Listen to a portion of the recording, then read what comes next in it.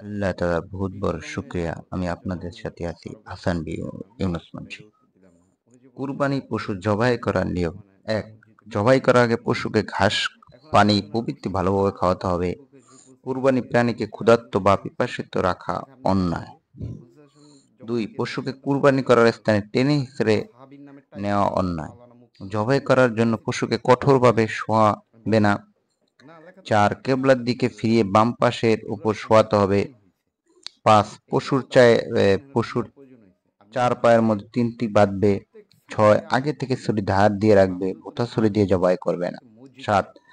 কুরবানি পশু শোয়ানোর পর ছুরি ধারানো অন্যায়, বরং আগে থেকেই ধার দিয়ে নেবে।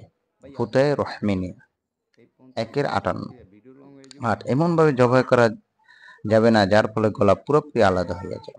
৯. জবাই করার সময় বিসমিল্লাহ আল্লাহু আকবার বলতে হবে। ১০. একটি পশুকে আরেকটি পশুর সামনে জবাই করবে না। ১১. পশুর প্রাণ বের হওয়ার আগে চামড়া খসাবে না।